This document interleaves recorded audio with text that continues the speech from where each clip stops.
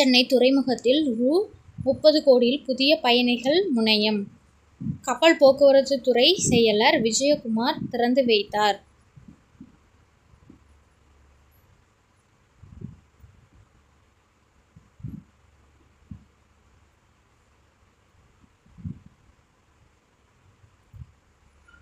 கிண்டியில் ரூ.417 கோடியில் குழந்தைகள் உயர் சிறப்பு மருத்துவமனை முதல்வர் மு. க. ஸ்டாலின் அடிக்கல் நாட்டினார்.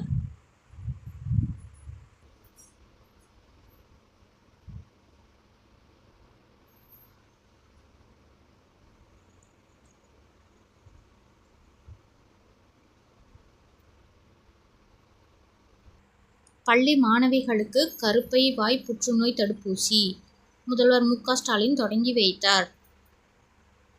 பள்ளி மாணவிகளுக்கு கருப்பை வாய் புற்றுநோய் தடுப்பூசி HVP வழங்கும் திட்டத்தை முதல்வர் மு. க. ஸ்டாலின் செவ்வாய்க்கிழமை தொடங்கி வைத்தார்.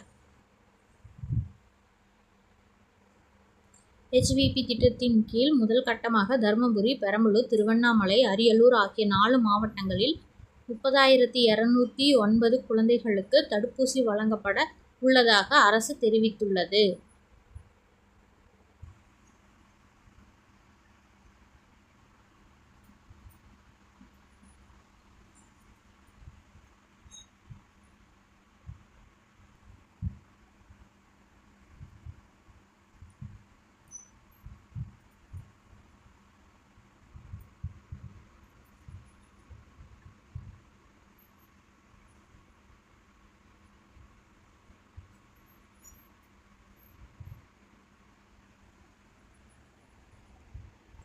ஐரோப்பிய யூனியனுடன் வர்த்தக ஒப்பந்தம் பிரதமர் மோடி பெருமிதம். இரு முக்கிய ஒப்பந்தங்கள் கையொப்பம். இந்த உச்சி மாநாட்டில் இந்தியா, ஐரோப்பிய யூனியன் இடையே முக்கிய பாதுகாப்பு கூட்டுறவு ஒப்பந்தம் மற்றும் தடையற்ற மக்கள் போக்குவரத்திற்கான ஒப்பந்தம் கையொப்பமாயின. அதன் மூலம் இரு தரப்பிலான பாதுகாப்பு ஒத்துழைப்பு மேலும் வலுப்படுத்தப்பட உள்ளது.